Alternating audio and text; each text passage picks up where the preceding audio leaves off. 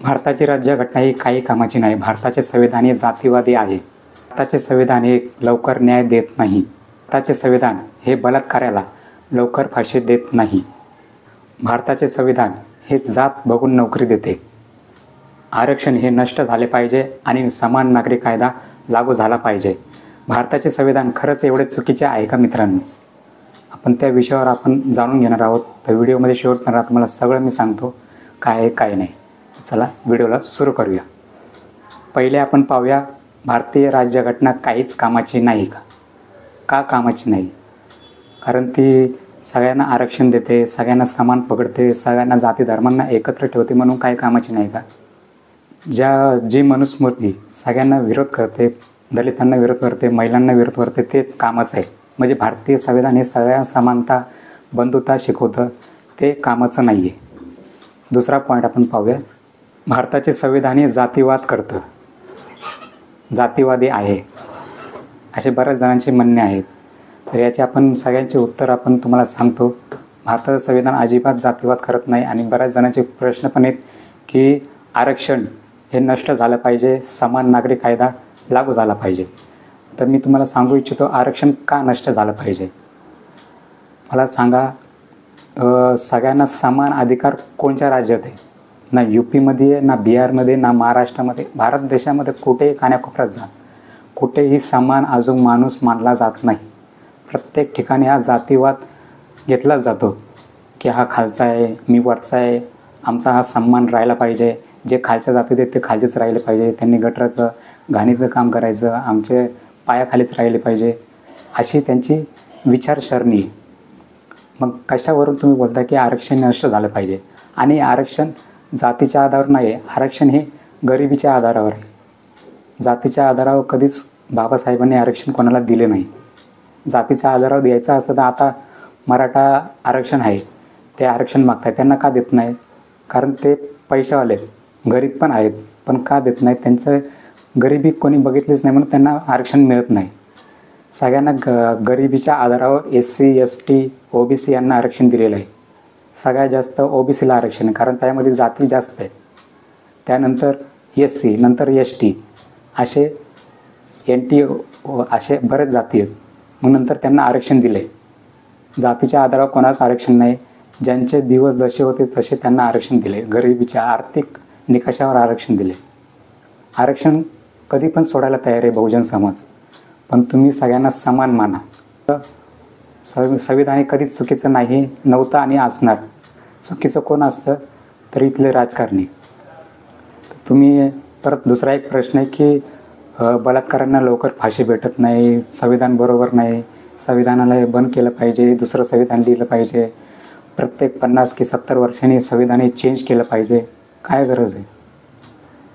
आपल्या भारत देशाचं एवढं भारी संविधान आहे मित्रांनो. त्या संविधानाने आपला भारत देश जर चालायचा तरी 90% तरी चालणं सुरू केलं ना, भारत देश हा जगावर राज्य करेल. एवढं भारी संविधान आहे. लोकशाही आहे, जगातली सगळ्यात मोठी लोकशाही आहे आपल्या देशाची. पण आपल्या देशाची लोकशाही ही किती 5 ते 10% चालते. 10% पण नाही, 5% चालते. ते पण दाखवण्यासाठी की आम्ही संविधानावर चालतो, बाकी काही नाही. बाकी सगळा हा मर्जीचा कार्यक्रम चालला आहे. इलेक्शन पण तुम्ही पाहताय, तुमचे मतदान घेताय, सगळे घेताय, दारू देऊन मटण घेऊन. निवडून कोण येतं आहे? जे यायला पाहिजे नाही तेच निवडून येतं आहे. काय चाललं आहे या देशात? लोकशाही आहे का? लोकशाही फक्त 10 ते 5%. आपण म्हणतो की बाबासाहेबांनी सगळ्यांना जातीच्या आधारावर आरक्षण दिले. अजिबात त्यांनी जातीच्या आधारावर दिले नाही.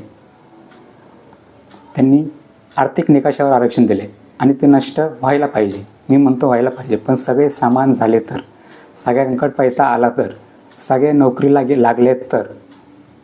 आता ते आरक्षण बंद होऊ शकत नाही. सगळ्यांनी समान पकडा एकमेकाला, लगेच आरक्षण सोडायला तयार आहे बहुजन समाज. पण समान पकडायला कोणी तयार नाही.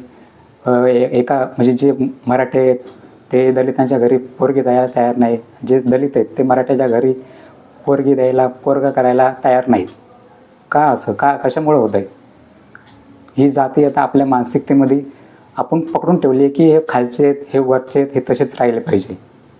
पहिलं ती जातीयता आपण आपल्या डोक्यातून नष्ट करायला पाहिजे. डोक्यातून ती जातीयतेची घाण काढून फेकायला पाहिजे. असं म्हणतात ना, जात ही कधीच जात नाही, आणि ते खरंच आहे. आणि ते आहे ते आपल्या देशातच, बाकीकडं नाही.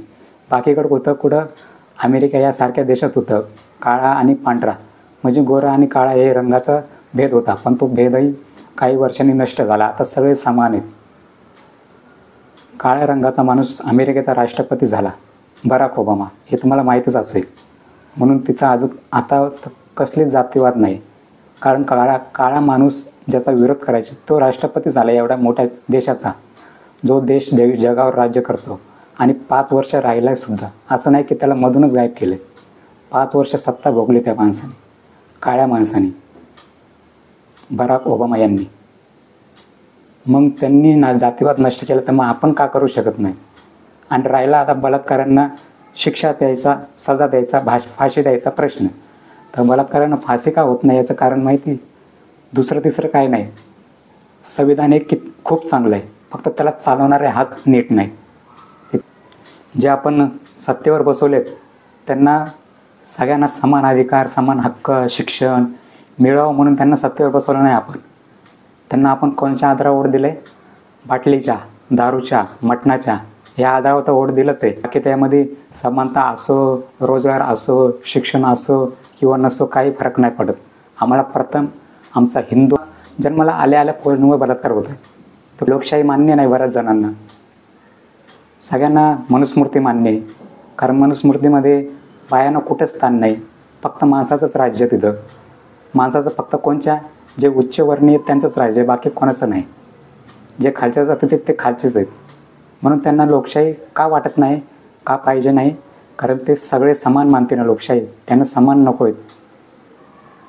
तर तुम्हाला न्याय पाहिजे असेल तर तुम्ही चांगली सरकार निवडा. ज्याच्याकडे वय नाही जगण्यासाठी त्यांना आपण सत्तेमध्ये बसवतोय, आणि जी तरुण पिढी आहे ती भजे पकोडे विकती आहे, डिग्र्या झालेली, PhD असे मोठमोठे शिक्षण घेतलेली पिढी ही बेरोजगार हिंडते इकडं तिकडं. आणि ज्यांच्याकडे वय नाही, शिक्षण नाही, काहीच नाही, त्यांना आपण देशाचा कारभार देतो चालवायला. साधा जिल्हा चालवण्यासाठी मुलगा कलेक्टर हा जिल्हा अधिकारी पाहिजे, तर शिक्षण काय पाहिजे? UPSC पास, ज्या देशातली सगळ्यात मोठी अवघड परीक्षा पास पाहिजे. मग देश चालवणारा माणूस हा 10वी पण पास नसतो, त्याला बरं आपण त्याच्या हातात देश देतो, कारण आपल्याला हे खतरा आहे ना.